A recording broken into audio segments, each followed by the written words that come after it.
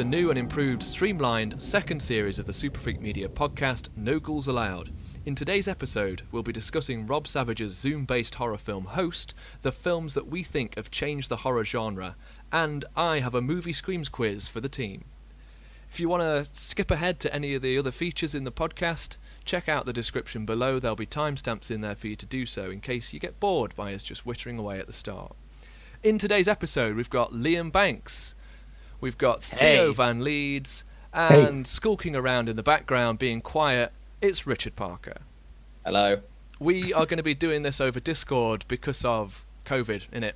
So if something goes a little bit wrong, we apologise. We are learning as well, but I'm sure it'll be fine. We hope. Let's get to it. So, over the last few weeks, every one of the team has watched Rob Savage's new film, Host, not to be confused with the 2013 film, The Host, with Saoirse Ronan, or the Korean movie from 2006, The Host, which is a very different film. So, I just wanted to start this off by saying that I was pleasantly surprised, because I heard the premise and I was worried that it was going to be a kind of a quick and easy thing to do during lockdown, and it basically would have been phoned in, pardon the pun, and it wasn't the case. I really enjoyed it. Did you guys have the same kind of feeling, or was it not so much? I think I enjoyed it probably on the second viewing. The first viewing, I did find it a little bit predictable, but I think then rewatching it, I've found there was elements to it that were quite well done. I think it's really, really weird as actually sitting here talking about it now in a similar setting to actually how the film plays out. Like any minute now, I'm just expecting one of us just to get completely taken out by a demon or something. But I can't wait for a bang behind me. It's going to be great. I think it was good fun. That's how I'd describe it. So here's a question. How did you watch it? Did you watch it on a TV or did you watch it on a laptop? Because I was thinking about this, and I was thinking that the best way to watch the film would be full screen on a laptop, pretending that you're in the Zoom call. You know, dark bedroom, sat on your own, might have been more effective. We watched it on the TV downstairs. I watched it. I think every film should be watched on the largest screen possible. Anyone who doesn't do that is a savage. Bob Savage, the director of Host. There we go. We've brought it back around. Back with full circle. So, personally, things that I liked about it. I liked the fact that it was 55 minutes long. I don't think it would have sustained any more sort of length. But I think it was a tight film. I thought it got straight into it. I was immediately sort of on tenterhooks, as opposed to being, you're giggling at me. Richard's having an absolute nightmare. Bless him. He's such a child. He's supposed to be the silent observer, and he's there bobbing up and down like Dastardly and Muttley. It's horrendous. But seriously, I thought it was going to be one of those films where the first kind of 20 minutes you introduce the characters, you slowly get to know them, but it was straight into the action pretty much, which I really liked. I thought that the use of actual kind of Zoom features in there, like turning the microphone gain up to listen for things, was pretty cool. I enjoyed that. I like the fact that the camera would sort of lose focus every now and then regain it, as if something may have moved in the background or in the foreground that you can't quite see. It had that kind of Paranormal Activity kind of vibe where you were looking at a screen expecting something to happen, but never quite sure when it was going to, or even if it was at any point, because this kind of film, to be fair, hasn't been done before. See, that's where I'd maybe disagree, in all honesty. I feel like I'm going to be the negative Nelly on this podcast. I liked it, but I think obviously things like Unfriended have been out before, and they've obviously done it in a similar sort of way. Obviously, it's Skype. I think it was refreshing because it was very much in the moment, and I think that's what made it unique, is the fact that it was made during lockdown and watched by thousands of people during lockdown. Like, that's a very unique situation for a film. But I think the whole PC element of it and it being like on someone's screen, that's been done. I just think that there was some kind of original ways that they did things. I mean, wasn't the whole pitch like a seance on Zoom? I mean, that's such a good pitch for a film. If you can give your idea for a film in literally 3 words, you're probably on to a winner. Yeah, exactly. I did like the way that it followed the kind of the pattern of a typical seance film. Just so happened that everyone was separate. You know, I did enjoy that. I like the fact that it was, in essence, I guess it followed a formula. But then again, I see what you're saying, where maybe it is a little bit disappointing that it didn't do something kind of new with it. I think that the only thing that kind of got me about it, this isn't to say that I didn't like the film, because I did, and I liked that the fact that it was British as well. I thought was amazing. Like, that was quite refreshing to have protagonists that were so relatable to us. That I'm sure they even actually mentioned Nottingham at one point, talking about going on nights out in Nottingham, and I was like, yes, Nottingham represent, which I just thought was great. But I think it just felt like a lot of the setups, you know, for the individual people as things happened to them as the kind of film went on, were just like a collection of scares that I'd maybe already seen in short films. I mean, even drawing comparison to the whole Polaroid thing, there was parts of it that felt very similar to what we'd done in Best Friends Forever. I'm not thinking that Rob Savage watched our film and then got inspiration. No, I did think that. I like the fact that, I mean, one thing I thought about that sequence was it was quite a nifty way of kind of melding together the old and the new technology. You know, you've got the Polaroid camera, but it was all being seen through the lens of the internet. But at the same time, it did sort of make me think of previous films. There's a scene in the first Saw film that's very similar, where he's going through using a camera to illuminate in front of him, and then obviously something jumps out. There was I really liked the use of the mobile phone as well, without giving too much away, using some of the new inbuilt technology with mobile phones. I thought that was really, really cool as an idea. Bust a selfie stick out at one point, which I thought was ace. Yeah, it was awesome.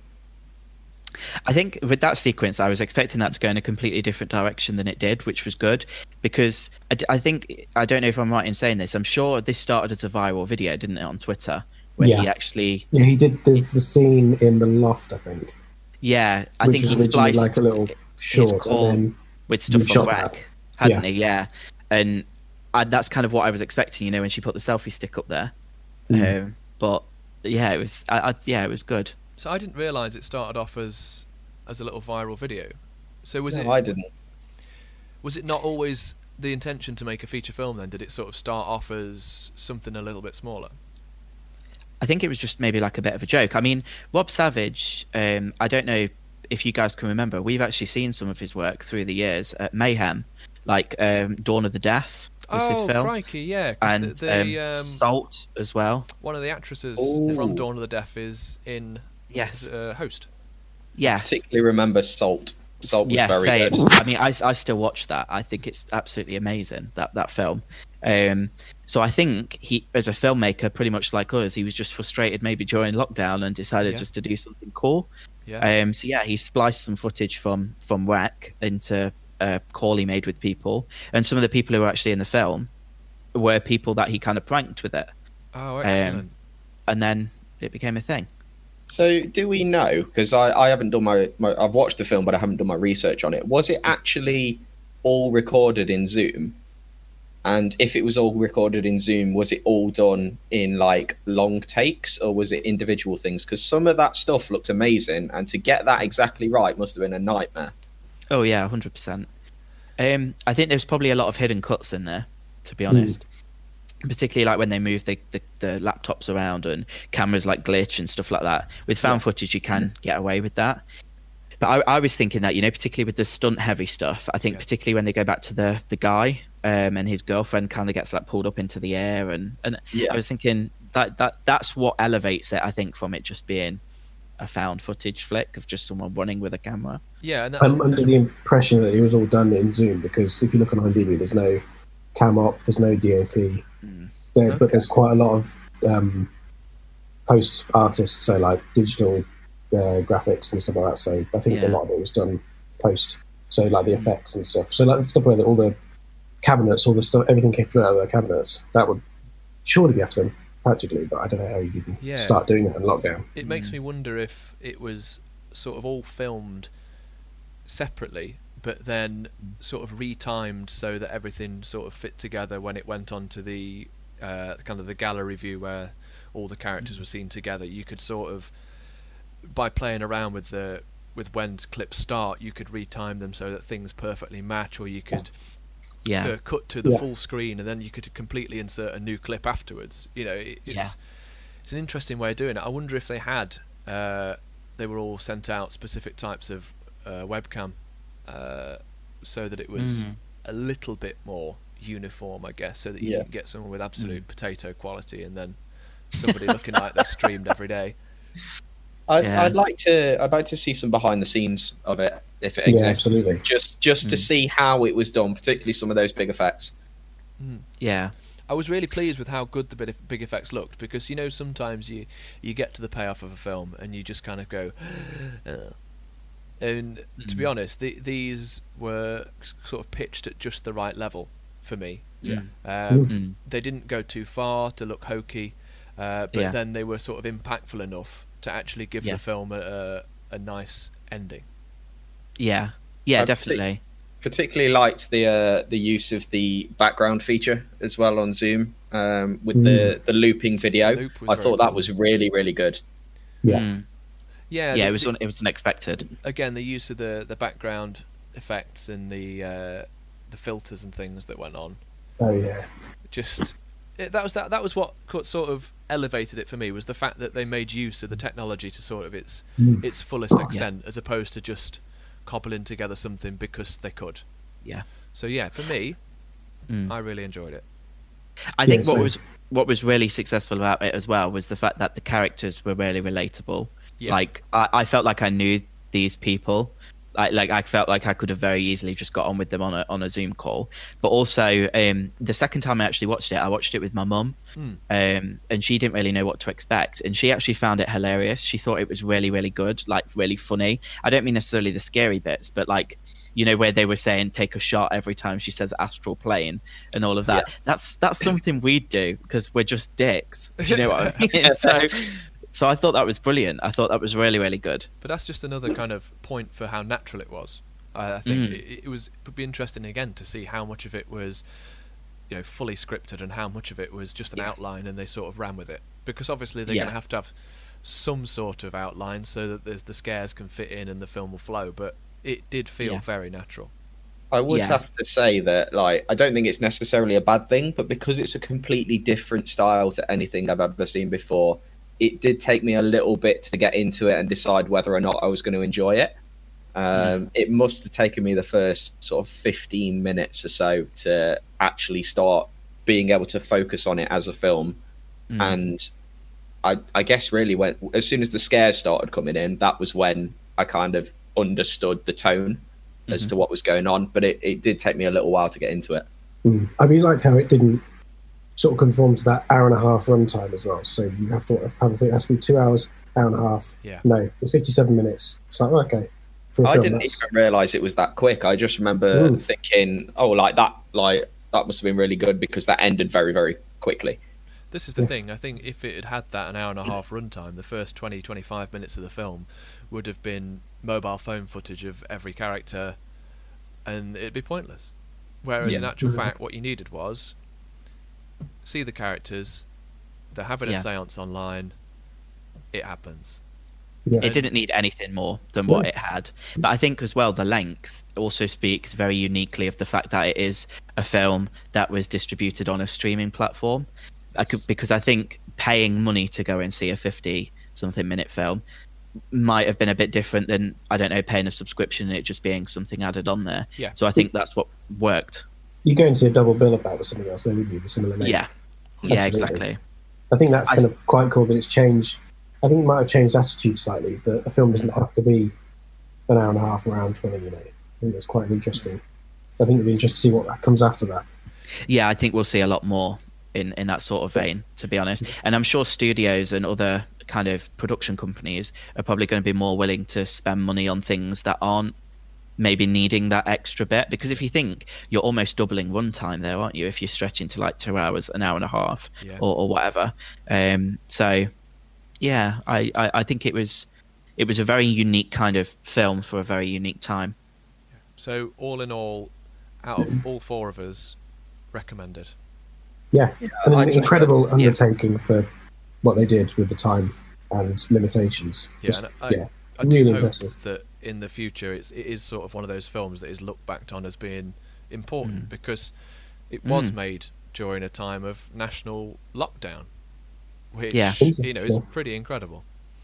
Yeah, I'd be interested to see what he does next as well, because I know he's just scored that 3-picture deal with Blumhouse, so I think he's going to go on to do some good stuff.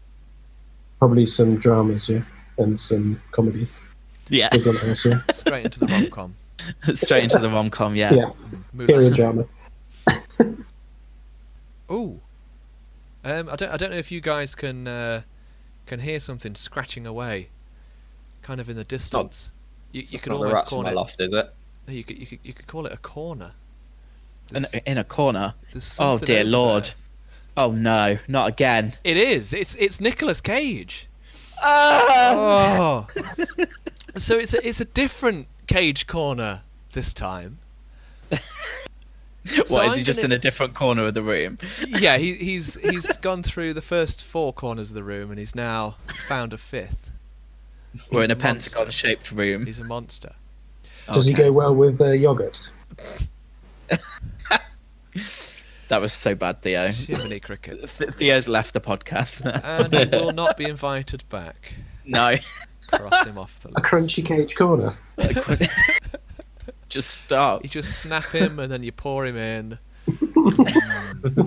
I'd eat it. Anyway. Wow. So it's a small fact this time. But it's a good one. It's a nugget. It's a cagey nugget. Nugget of Nick. A Nick nugget. Did you know that Nicolas Cage is a fan of tattoos? He actually has a tattoo on his back of a lizard wearing a top hat, which I think is awesome. So my question to you is, if you had to have one Nicolas Cage scene immortalised on your body in ink forevermore, what would it be? You're asking us like we haven't already all got Nicolas Cage tattoos. I mean, if you had to have a second Nicolas Cage tattoo on your body for all eternity, what would it be? Theo. I'd go with the Con Air hair in the wind, turn into camera, billowing in the wind, the long locks. Oh. Where on the body? Where on the body would you have that tattoo? Probably on my shoulder, I think. Yeah, I think why not? The hair just going down the arm. You guys do realise that my wife's also a tattoo artist, so anything you say could end up on your body if you're really that serious about it. Excellent. I love that. The scene that Theo is referencing is, if you haven't seen it, it is choice. It is glorious. Absolute top of the line Cage. And it's also a good film. So let's not beat around the bush. Liam, what would you have? I think I'd probably go with something a bit more recent. I think there's that scene in Mandy where he's in the car and he just looks straight at camera and he has like the biggest eyes and it's bright red. I think I'd have to get that somewhere on my body, just because it's just friggin' amazing. Just full back piece, like that. I think. Yeah. Just completely cover my back. Just go to the beach and it's just Nicolas Cage. I love it. And also Mandy, another terrific film. There's a theme going on with Nicolas Cage and making awesome films. Richard, what would you go? I'm also going to go pretty modern, I think. I would have... No. I would have Nick Cage smashing the absolute shit out of a pool table with a sledgehammer with the words, "You do the hokey cokey and you fucking turn it all about." Written underneath it. Yes. Like in full kind of big proper tattoo style writing. Yeah. 3D. Yeah. Yeah. Just gothic text. Excellent. Excellent. Right across my back. Oh. Yeah. I was thinking what I'd quite like is an ode to Face Off, where I would like half of Nicolas Cage's face tattooed onto my own face, as if I was slowly morphing into him, like mid-surgery. Yeah, like you're in the process. So I'm John Travolta, and Yeah. I'm becoming Nicolas Cage. Does that mean that you would have to have John Travolta on one side and Nicolas Cage on the other? No, sod that noise. No. I'd just have Don't Nicolas need it. Cage. Okay. Yeah, I mean, you'd certainly look different. It's strong choices. Strong Yeah, choices. would you plan on leaving the house if you had that tattoo? I'd plan Would on you- leaving the house more. Yeah, I'd be yeah, always okay, out the okay, house. good. I don't Yeah, think I'd be allowed back in the house, justifiable. to be fair. Yeah, I think Hayley would have something to say about Words. Yeah, I think Hayley needs to get her priorities straight. Then I think that's perfectly acceptable. Well, you heard it here first. But That's, genuinely, as a cool Nicolas Cage tattoo, I think the Nicolas Cage like half turning into Ghost Rider would be quite cool, like as an arm dealy. That's a technical tattoo term there. Oh, What about dear. just some text, just saying, "I'm stuck here with fucking camel toe" on the weatherman? Oh, just some classic Nicolas Cage quotes, Or just generally tartar sauce. I could just go, oh no, not the bees on my inner thigh. Oh, Yeah. love it. Cover your entire body with the words "I'm a vampire, I'm a vampire, I'm a vampire" just everywhere. Or Like, the that's- alphabet. A, B, C, D, E. Oh, you could be educational as well. Yeah. This is perfect. There's a Nicolas Cage quote for every body part. I think that's what we've learned. Yeah. So, game changers in horror. This time I asked the team to go away and think about films that, in their opinion, have changed the face of horror. So they may have changed the genre for the better in their opinion, or they may have ushered in kind of a new era of horror. In my opinion, the film that changed the face of horror is from 1968, George A. Romero's Night of the Living Dead. A film that changed the game in so many ways. One, the most obvious, it pretty much introduced us to the zombie genre. Without it, we wouldn't have The Walking Dead, we wouldn't have 28 Days Later, we just wouldn't have the kind of the modern zombie film or TV series. It just wouldn't happen. Another reason, it was an indie movie. It was an indie movie made in the 1960s when this just wasn't a thing. It made a ridiculous amount of money. I think it made $30 million on a $114,000 budget, which is incredible. Crazy. And it sort of paved the way for indie filmmakers to get their films out there. And I think possibly the kind of the most important and maybe overlooked reason that it changed the face of horror was the fact that it was a film in 1968 that had a black protagonist, and it made absolutely that was it. It made no bones about it. He was black. Apparently, according to George A. Romero, he wasn't written that way. He just happened to give Dwayne Jones just happened to give the best audition on the day. He got the part, and I think that in 1968 is choice. So I think without films like that, it's even been said that films like Get Out wouldn't have happened. It was and you got to think that this was made 50 years ago, 52 years ago. Crikey. Yep. Crikey. And it was in a time in America especially where racial upheaval and protest was rife. So it was quite a statement.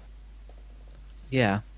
Yeah. I think one thing that I always noticed about that film is, and it was similar to Omega Man as well, with Charlton Heston as well, because I think that was the first interracial couple as well that you saw like a few years later. It almost at that time, for you to have people of colour in those roles, they had to be in a situation where it was like the end of the world. You didn't really get to see those people in those sorts of roles in, I don't know, just everyday situations. And I think horror is a genre that is always at the forefront of progression. in terms of characters of different creeds, religions, color, sexualities, everything. Yeah, I think it's a very overlooked kind of aspect of horror. That Yeah, it does sure. appear to be that horror will sort of kind of be the trailblazer, and then Yeah. other more mainstream films will follow. Yeah. I mean, if you look at Get Out and things since then, there seems to be this kind of wave now where we are seeing, fortunately, a lot more people of color in main roles. It's nowhere near where it maybe needs to be, but And I think a lot more people behind the camera as well, being given yes, the opportunity to tell their stories, which have been neglected, which is massively important. yeah, for sure. Night of the Living Dead as well makes such a statement on the time, though, doesn't it? Yeah. I mean, it's just gut wrenching, that ending. I think the fact that you, I don't know. I think horror is so unique in the way that you must have thought audiences at the time might not have been as accepting as they are now, but you've got to think that even then, even a white audience in that time would have still sympathized with that character, wanted that character to survive, and then having that end in there just throws up so many moral questions. Exactly, and it's sort that's of, what it should do. It's sort of sad as well that it's probably more relevant today, or just as relevant. Yeah. I mean, well, you look at how many decades ago that was made, and we're only still making smaller steps now with the likes of Get Out and Jordan Peele, and that's such a long time afterwards. So it's definitely a journey that we're still on. That's for sure. Definitely. But I do agree with you, Jonno. I think that's a brilliant choice.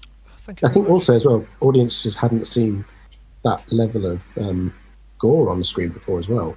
Like when you look at it, it looks kind of a bit silly now, some of the effects, but they wouldn't have. I know it's black and white as well, but you wouldn't have seen that amount of blood on the screen before, and anything like that. They would never accept it. So it's really pushing that forward as well in terms of. Yeah. Do you think it got away with that though because it was so independent? Yeah, I think so. Yeah, I don't think a studio would have allowed it, but then obviously it was popular. It got traction, didn't it? So gore wins. I think it's still pretty popular today. Like it has a lot of influence on other films today. Like the first one that comes to mind is the fact that it's referenced in Shaun of the Dead, like a very, very subtle reference, but the they're coming to get you, Barbara line, which is obviously like it's a throwaway line from Ed in Shaun of the Dead. He just goes, "We're coming to get you, Barbara," and I'm like, until someone pointed it out, I never even noticed it. Did not get that until years later. Did not get that until probably literally a couple of years ago when I was fantastic. like, "Oh my god!" It's so well done. It's so good. And I mean, I still say that now, like just randomly. Like if I'm in a scary situation, I'd be like, "They're coming to get you, Barbara." It's just That's the thing. You know, a film's made an influence when it can be parodied, and the whole genre now that it's sort of give birth to has become its own thing. It's morphed off into so many different directions. You've got things like World War Z, which was a huge studio movie, hundreds of millions of dollars, which is ridiculous. Which, for what in essence is a zombie movie. I have to thank it. I have to thank it for that because you guys know, like, zombie movies are my thing. I love a good zombie movie. I think you either love or hate zombie films, don't you? I think that's kind of true for I think most horror fans. I think you either really like that side of horror or you don't. But I mean, Night of the Living Dead pretty much set the precedent for like every kind of rule, didn't it, within the zombie genre in terms of like shooting them in the head, the moaning, the reanimated corpses, eating brains, all that sort of stuff. It's crazy. So, and just to think that this like kind of one guy like developed that and made that story. I mean, obviously there was other people involved, but he made so many as well. Like so many different zombie movies. I mean, I don't even blame him. Like, if you've got something that you're good at, just keep doing it. Keep doing it. Just keep doing it. The thing is that he's kind of gone and made a different one for each kind of era, hasn't he? Yeah. And that's the thing that horror does well. It kind of, like you said, it's indicative of its time, and you can look at it and go, that was what was going on in the world then. And that's what the film's saying, and it's kind of saying something about the time it was made, but it's also for the people who are young at that time. So Dawn of the Dead's all about consumerism, isn't it? And like the kind of people always go back for more than, you know, Land of the Dead's saying the same thing as well. So yeah, it's kind of always gone back, and you know, it's reflective. Interestingly as well, Land of the Dead with Simon Pegg and Edgar Wright in it, just their little cameo, which is just brilliant. Fantastic. I love that. Yeah, I love when you see stuff like that where it's kind of like there's a love letter between filmmakers. Like you can tell that horror filmmakers admire each other so much. So they always kind of do those little things. But yeah, no, I think really, really good choice. Sweet. So a strong start then. That's pretty good. Yeah, that's us. See you later. Sweet. Bye, guys. Awesome. Ta-da. See you next time. Moving on then. We are going to step forward. I think we're going to try and do this chronologically. So we're going to move on to Liam's choice. So I'm going about a decade later than you then, Jonno. So I'm 1978. And a lot of people probably know what I'm gonna say because it is my favourite horror film. But I'd probably say the film that changed the genre would be Halloween by John Carpenter. And I think the reason I'd have to say that is it's just such an iconic horror film. When you think of horror films, I think you think of as slashers as maybe one of the main ones, but even then it's an exercise in suspense, the whole film is, and I think even to this day it stands up really, really well in terms of how it scares an audience and how it kind of makes people feel. I think the main change that it ushered in was the fact that it took the horror that was usually external or even foreign at that point, like it was a monster in a castle high up on a hill, or it was Norman Bates in a motel on a highway somewhere, or it was somewhere that you had to travel to, but it brought the horror into suburbia. And instead of you going to that horror and then finding yourself in that situation, this thing was invading your life and there was no motive at all. And I think obviously around that sort of time, things were being televised in terms of like the Manson murders and all kind of things like that. Like people were becoming a lot more aware of these real life crimes happening in America. Well, I mean, everywhere in the world. And with this kind of saying horror reflects the time so well, that was just the perfect little capsule of that time and how people were feeling. And I think almost like a loss of innocence as well in the American dream. And it spawned so much since then. I mean, you literally established that convention of the final girl pretty much in that film. So for me, that's got to be the game changer in this genre, I'm afraid. That was so. Beautifully put. Mic drop, everyone. Very nice. One thing for Halloween that sticks out for me is that it's the earliest horror film that I can remember watching that has a score that sort of is iconic. Yeah. I mean, that it was definitely, again, it was emulated so much since then. But I think, the likes of, I think Carpenter very much obviously said he drew inspirations from people like Hitchcock and people previously. And I mean, you've obviously got the strings in Psycho, so he knew he had to have kind of this motif almost for this person that you didn't necessarily see all the time.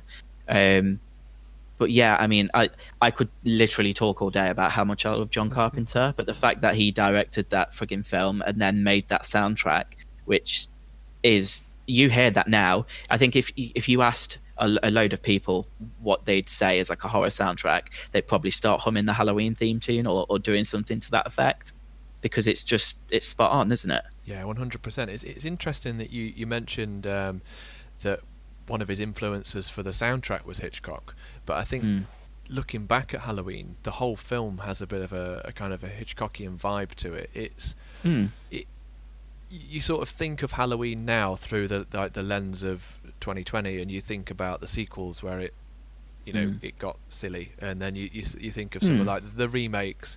And the first film is so tense. It's not an out and out, oh, someone's running after somebody with a big knife and hacking him to pieces. It is one of the tensest experience that you're gonna have watching a and film. not at all that gory either. Like, No, you it's don't really restrained. see much of the murder because you don't need to. And again, I think that was very much something that Hitchcock would use. It was the suggestion of something was a lot more effective than you being literally bashed in the face with something. This image of something. I think that's what obviously things did maybe not so successfully before. I mean, looking into this, obviously I wanted to kind of see what films came before Halloween, and of course you had things like Black Christmas, and even the Toolbox Murders was kind of the same year, but they just didn't have that restraint, like you said. It was more about the spectacle of the kills as opposed to the story or the suspense or anything. Yeah, there's the same sort of thing happened 30 years down the line with the Saw films, didn't it? It started off with a killer idea that, when you look back at the first film, was restrained, and then as it got further and further along, it went more and more into, let's just make some things more elaborate, let's have more gore. I think the tagline for one of the later films was "More gore, more Saw," which was a shame. It's audience expectation, though, isn't it? It's like you'd go into those films, and I mean, even I think that's why when you see the jump between Halloween and Halloween 2, it had the same people involved, but it became more about the gore and the kills because they had to try and match what else was going on. But what was great about the original, what changed the genre, was the fact that, like I said, it was this horror was invading everyday life, and that was a lot more real, I think, than anything we'd seen up until that point. Another absolutely bob-on choice. Thank you. Perfect. And then we're going to move on to Theo's choice. Theo's bringing us a little bit more up to date, I think, just before the turn of the millennium. Correct, 1999, and the Blair Witch Project. Obviously changed the genre, or changed the game in terms of the found footage prominence, but it didn't necessarily invent that genre. I think you go back a bit further, something like Peeping Tom, which is like a 1960 film, I believe, where it was kind of that voyeuristic style. So you had a murderer with a camera, so it's kind of had that aesthetic to it. And then going back a bit further, like 1980, the Cannibal Holocaust, similar theme, with the footage being found by an American TV channel and utilising that within the film. But that was probably more famous for being a video nasty. But you can't avoid looking at Blair Witch and saying it started like a second wave of this found footage genre. But also, I think it changed the way that films are marketed massively. So it was the first film to really utilise the internet in terms of movie marketing. They made it for, I think it was rumoured to be about $35,000 to film it. I think there was more put into post-production afterwards. There's true cost of the film's not really known. I know there was a huge buzz when it went into Sundance, and it was picked up there for $1.1 million. But prior to that, they'd created lots of legend and legacy behind the Blair Witch and created this whole fake, history, which they then utilised through the website and just kind of massively changed the way that everything is marketed in terms of movies nowadays. Was it true to say that the kind of the marketing for the film almost duped people into thinking that this could be something that was actually real? Yeah, that was the idea behind it, I think. And they created lots of websites on top of websites, on top of chat boards, on top of people posting about things on horror forums, things. Whilst, this is 1999, so, there was no Reddit.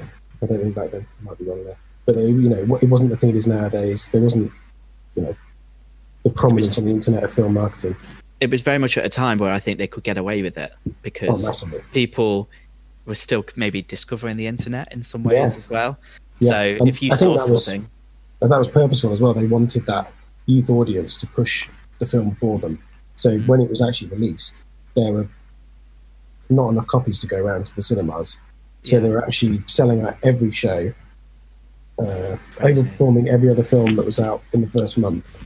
And they made a shit ton of money from it, based on that original budget, because they were clever with it and said, we'll kind of drip feed the film to people. and the hype will, all the hype will do the work for us. Incredible.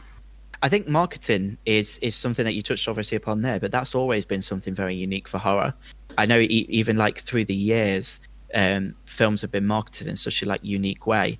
Like you'd have like the original 13 Ghosts, you'd have like the glasses that would let you see the ghosts. Yeah. And I know, but like when Rosemary's Baby came out, they put like posts in the paper of like this baby being born as like an advert for the film. I think that's something that you would never get away with in other genres. Like you wouldn't get away with that in an action film, would you? Or even a comedy. I think that's it. That's another sort of way that the horror genre is at the forefront of trying to do something new. They're willing to take risks. And then you will find other genres will sort of catch up eventually. Yeah. I think it's just such a nice story as well to hear of like 3 film student graduates finishing film school, going and shooting a film together in the woods, abusing their actors, making their lives hell, filming. Like, I think they ended up with something like 20 hours of footage. And they came out with like an 85-minute film from it. And it's just such an amazing success story that especially being like indie filmmakers, you go, oh, yeah, you can do it. You can do this. If they can do it, anyone can do it. And I think using like the technology they had to hand at the time, so they're not necessarily the best cameras, is proof that anyone can do it. I mean, everyone's got a phone in their pocket. But then it's utilising those tools, isn't it? Because if they sort of went out and thought, right, we've got these cameras, but we can still make something glossy, it wouldn't have worked. They use the tools to the best of their ability, and that sort of, again, I would argue the horror genre is unique for. Definitely. And most importantly, it is still a scary film. Yes. It is terrifying. I've watched it again recently, like a few months ago. And it's definitely an exercise in not seeing something and letting the audience kind of fill in the blank. Yeah. Just using what you don't have. So, We don't talk about the second one though. No. I've not even seen it. I've seen the Book of Shadows. Yeah, I got 10 minutes in and I went, no. No. It's not found footage at all, is it? It's like no, it's not. It's very. It's just an example of using the name, though, isn't it? Like that. That seems to happen a lot. So I suppose that's maybe a downside for the horror genre. Once they establish a brand, it becomes a franchise, and it's usually maybe not the best. Yeah, that is it, isn't it? When Paranormal Activity 17 comes out, literally they are making another one. Like I was reading this the other day. Like I think next year we're going to get another one. I think they peaked at number 2. Number 2 I thought was great. I like the 80s vibe in number 3, but then I think as horror trilogies I think work. I don't think you need 8 necessarily, although I love the Halloween franchise and that's probably got the most amount, and we're getting more, so rock on. 3 strong choices. So we've been building it up. We've been getting more and more recent. We are through to, I think, off the top of my head, was Wreck released in 2007? I don't know. I may be Sounds horribly about wrong. right, I think. I'll double check. I think you were about there. Totally given away Richard's choice. What was it, Rich? Yeah. Pretend we didn't say it. It was Wreck. Oh, surprise! Wreck. What? Again, like we don't talk about Quarantine because that was dire. But Wreck for me, whilst it might not necessarily be a game changer for the industry, it was a game changer for me. It was one of the first like world cinema pieces that I ever saw, and it scared the shit out of me. It's absolutely terrifying. This is quite nice because I guess it kind of builds off of Jonno's with the zombie vibe, kind of builds off of Theo's with the found footage vibe, and it was just so well done for me that I like whenever I think of a horror movie, that's one of the first that comes to mind. I think for me, the fact that you're reading subtitles instantly puts you on edge. You're not comfortable in that situation because you're having to work for it. And there's something about that if if I watch a horror film in a different language and I'm having to read, I am not having a good time. It's very, very difficult, I think, for me to remain comfortable in that situation. So that always adds something. I think they changed it up a little bit in terms of a zombie film as well. Spoiler alert, I guess, for anyone who hasn't seen Rec and Rec 2. Again, we don't talk about them after that. None of this John Sponge bollocks. John Sponge is a great character. Love John Sponge. But for me, the fact that you spend the majority of the first film thinking that this is a virus, they've all been locked down inside this building, and then they flip it on its head by essentially turning it into like possession from the demonic angle. That was fantastic, absolutely fantastic for me. And it's another instance of a film not outstaying its welcome runtime wise. I think it's under 80 minutes long, and it's another film that just utilises every single one of those minutes. Yeah, it's pretty short. I'd probably say it's probably one of the best examples of found footage in terms of believability as well, because although you've got all this absolutely insane shit going on, I think the characters act in a way that you completely believe. And I don't know, I think that's an example where found footage really works, because as an audience you're discovering it along with the characters for a genuine reason. And with them having like the news report there, you've got a reason for rolling the camera. Whereas I think that's kind of what got lost when found footage became like more of a movement. It was just, let's record what's going on for no reason. Whereas I think that was really good. It was interesting as well that they found a new reason for it in the second one as well. Moving it from the news report to the SWAT team helmets. I think that really added something. And still relevant as ever as well, with the whole quarantine thing and like the fact that we're all experiencing this virus in real life. Like, is it going to turn out that someone just, I don't know, fucked with something they shouldn't in a basement somewhere, or I don't know.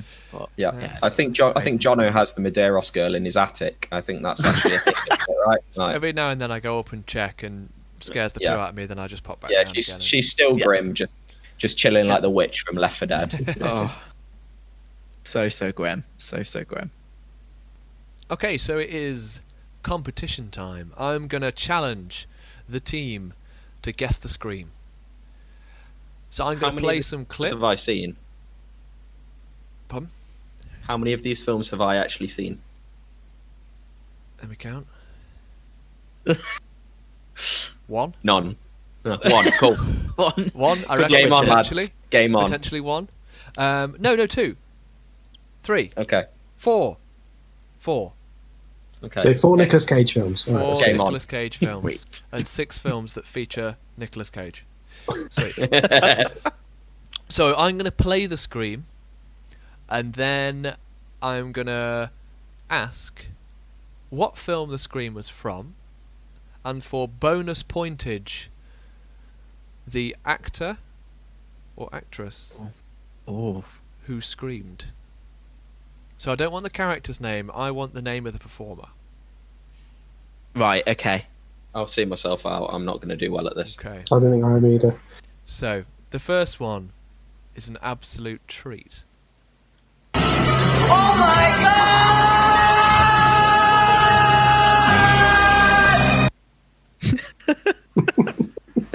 So first of all, it's a powerhouse of acting. It should be shown in every acting class going.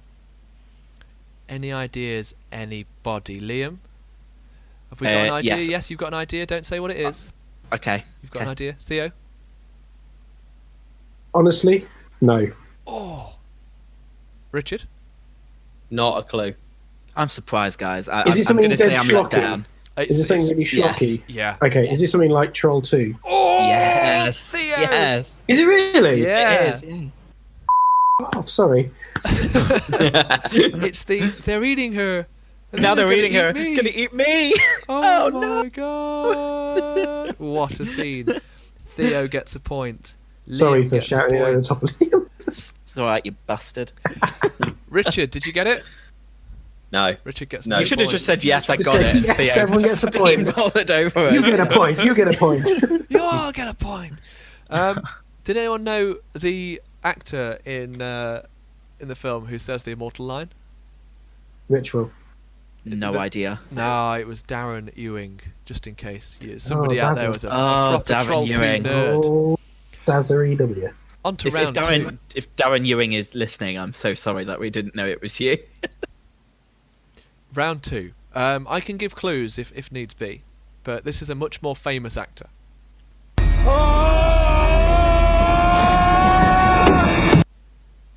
It's also a fantastic film. Would you like to hear it again? Yeah, Yeah, maybe. please. Yeah.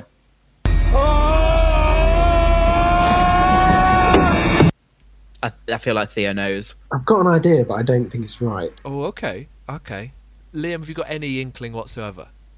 I think it's a bit too vague for me, Okay. in all fairness. So I'd probably need a bit of a clue. So Okay. we might need to go to Theo or Rich. Richard, any ideas? I've got nothing, but it does have a bit of Nick Cage about it. So It is a man. That's It is a all I man. can It give you. It's a is a man. man. I'd identified it was a man. It's all round. It's a man of a similar age of Nicolas Cage, and the film deals with madness. Oh, okay. No, not what I thought. Oh, okay. I might have an idea then. Potentially. Oh, Oh. Liam, are you going to go for it? Yeah, possibly. If I don't get it right, can I guess again? Yes. Yes, I'll give you one more guess.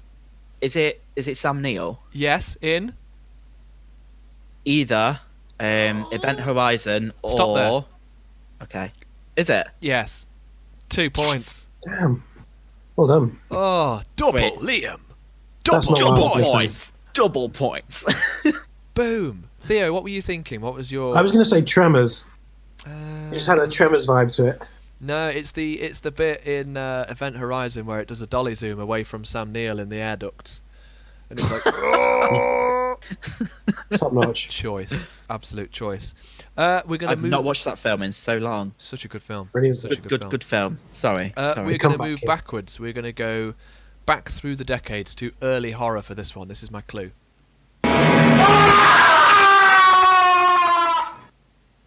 Is that Okay. The Scream? How No. do you mean? Is it the Wilhelm Scream? It is not the no, Wilhelm, it's not. No. It's Oh, not. damn. but it is a very, very famous movie. I think I might have an idea.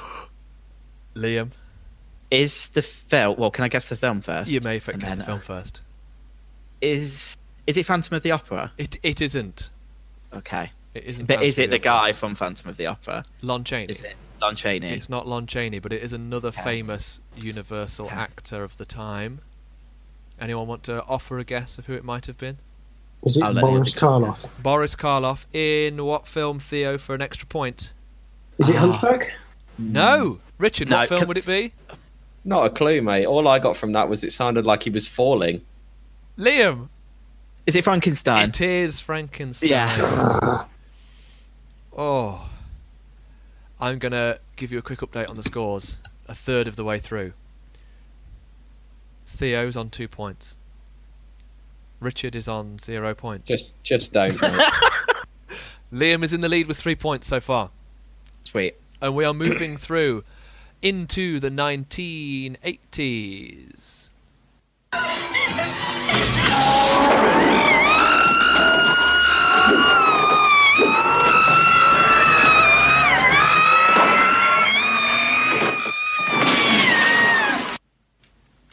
Wow. Have you got it? It's the longest scream of the quiz. That was some pretty extensive long work. I that think woman put in. I think the background noise may have given me a clue. Go on, Theo. You go first.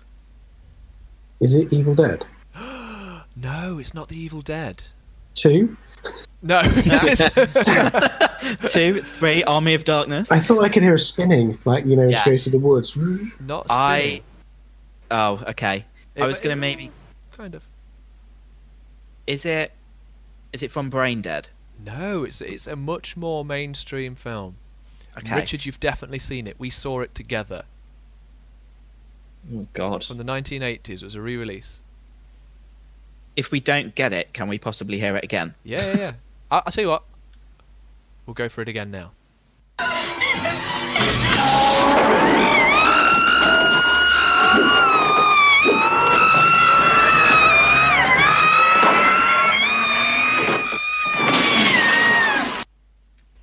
There's the sound of glass smashing at the end. Is someone falling? Not Or being falling. pushed. Are they on a vehicle or something like that? Sort of. It's a sort of vehicle. When did we see this? Because I'm going to need more clues. Around Christmas. That's my only other clue. What, Christmas last year? No, the Christmas is the clue. The Christmas links to the film.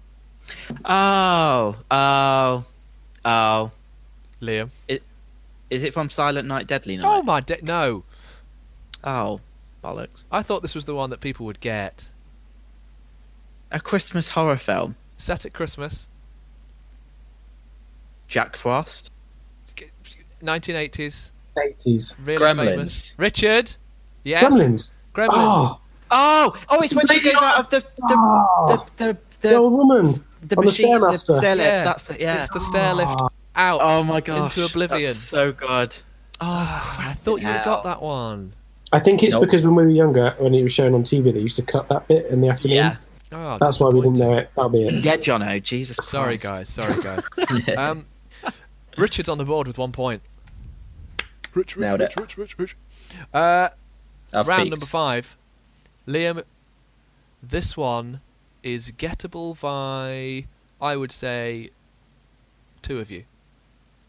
So not me. You've read between the lines, Rich.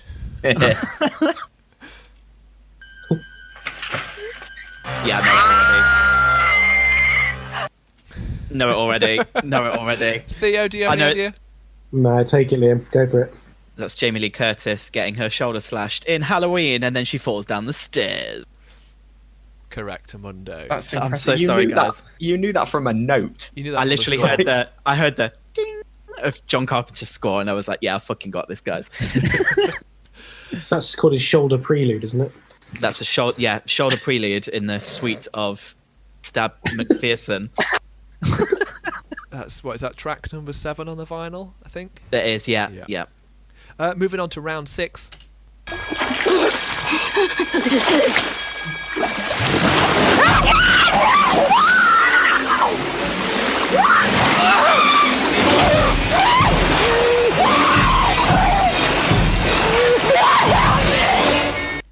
Sweet. Think water.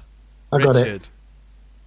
I want to say like Jaws or something, but Say it with more commitment.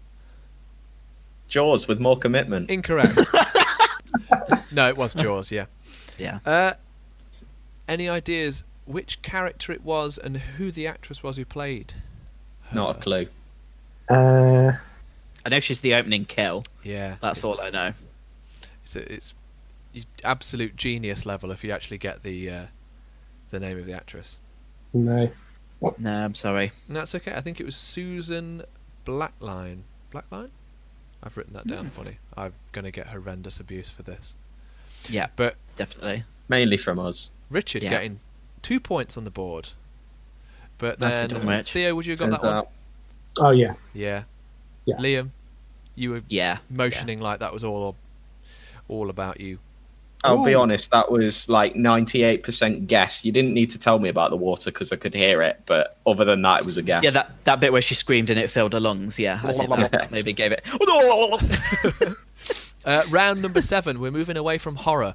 We're in the 90s. Was there no horror in the 90s?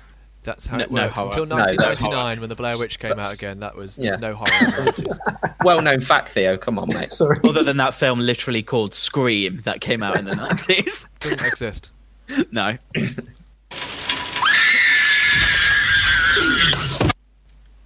Okay. Yeah.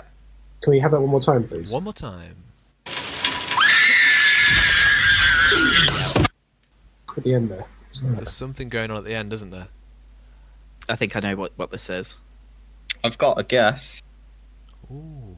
Shall we go with Richard's guess first? Yeah. Is it the young girl in Jurassic Park?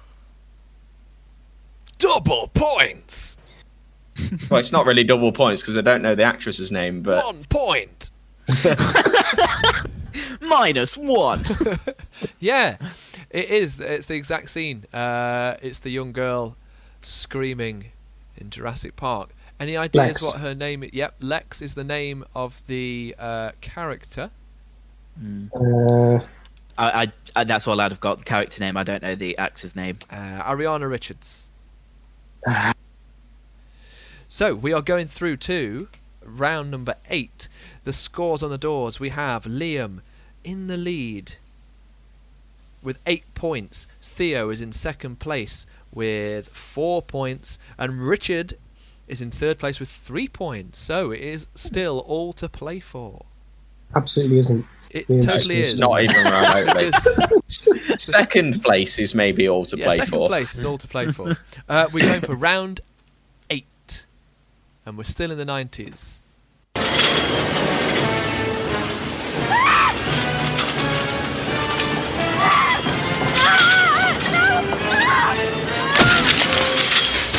Yep. I've got it. It's got a good ending, that one. Got it. Theo's looking a little bit puzzled.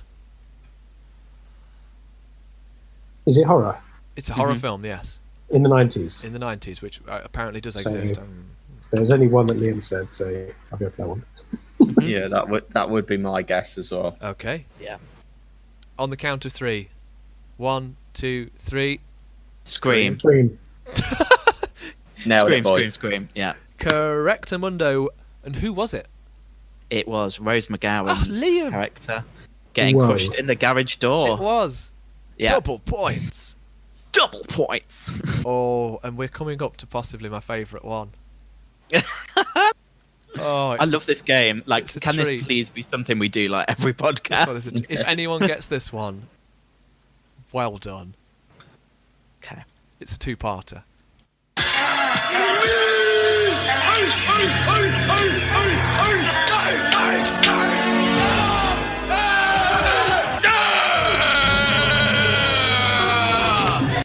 Wait for it.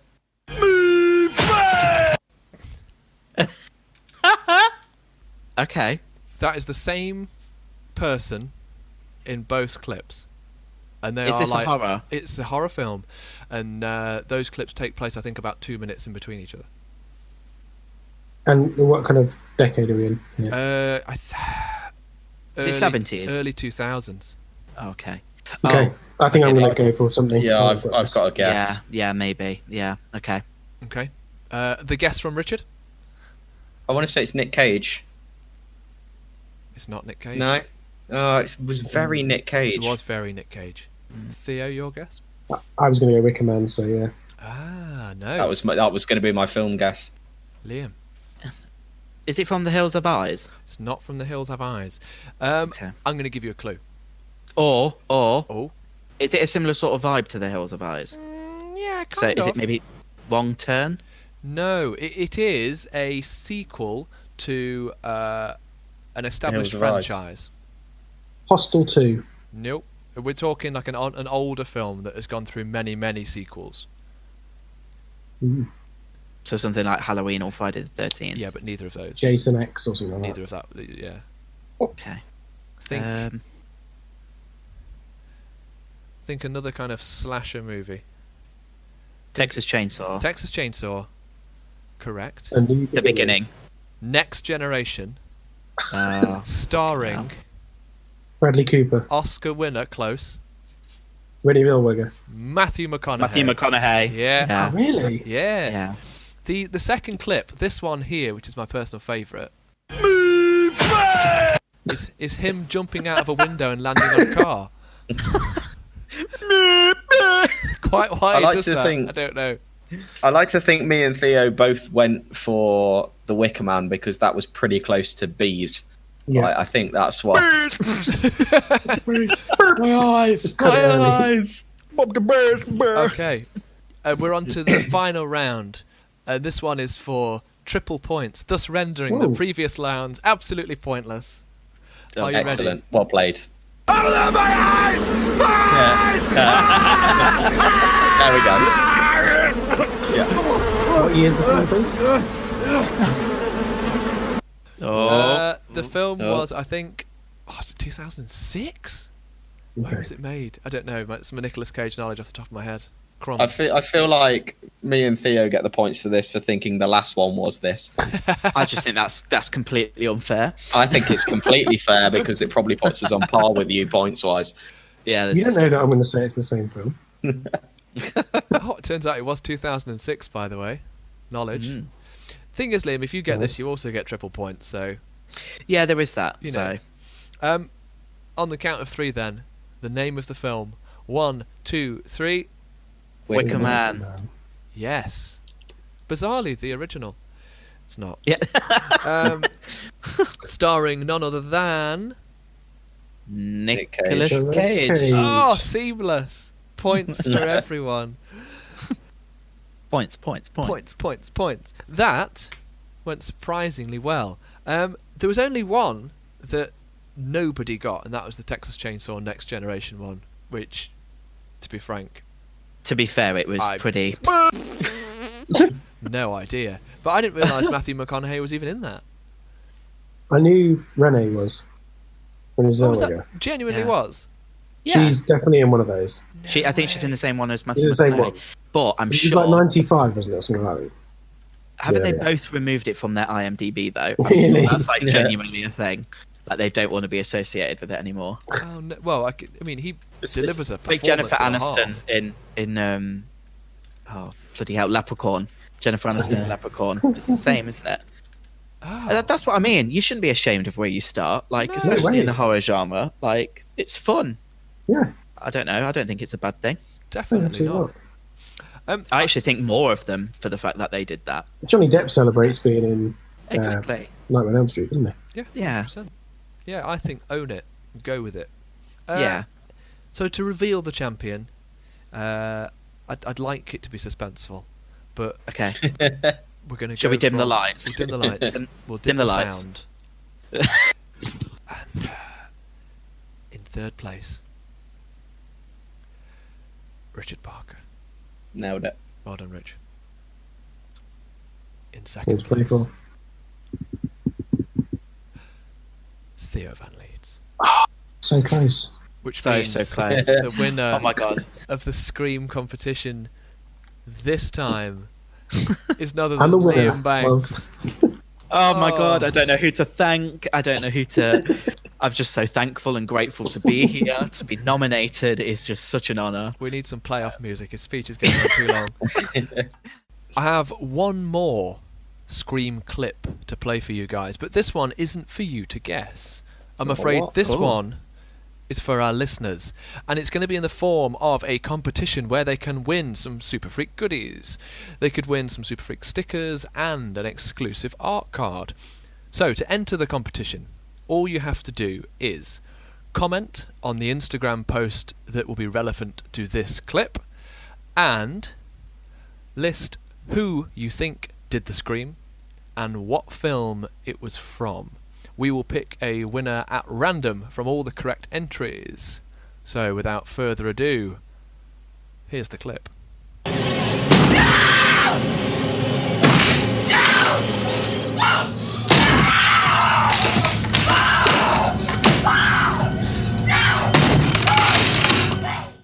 So all that's left to say is thank you very much for listening to this, our first episode of the second series of the No Ghouls Allowed podcast.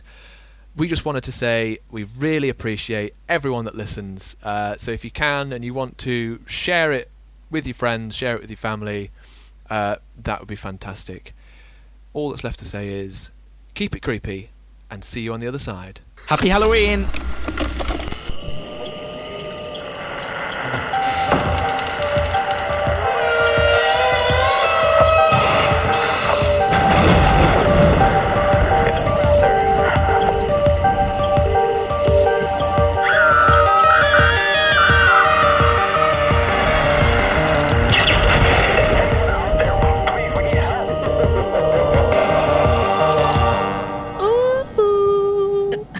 Do do do do do do do. we should have done the Halloween theme, not the the Twilight Zone.